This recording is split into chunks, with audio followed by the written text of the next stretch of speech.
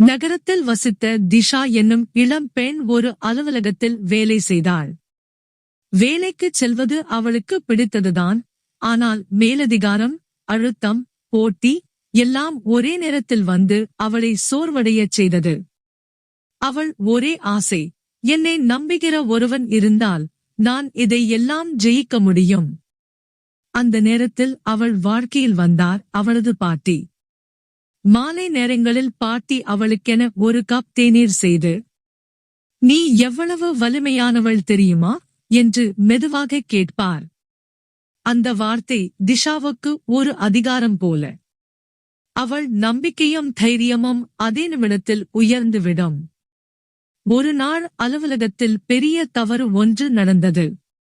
எல்லோரும் திஷாவையே குற்றம் சொன்னார்கள். அவள் மனம் உடைந்து அழுதபடி வீடு வந்தபோது பாட்டி அருகே வந்து, தோல்வியைக் காண்பதை விட அதை ஒத்துக்கொண்டு திருத்தும் மகள்தான் சாமர்த்தியமானவள் என்று அன்போடு கூறினார். அன்பின் அந்தச் சொல் அவளுக்கு ஒரு புதிய உற்சாகத்தை தந்தது. அடுத்த நாள் அலுவலகத்தில் திஷா தன்னுடைய தவறை நிதானமாக விளக்கி சரியான தீர்வையும் முன்வைத்தாள்.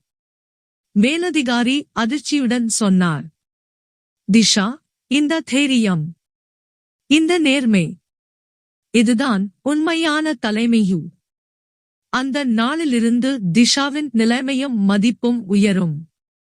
அவள் உணர்ந்தது ஒன்றே, அன்பு என்பது பலவீனம் இல்லை, அது ஒருவரை உயர்த்தும் அதிகாரம்.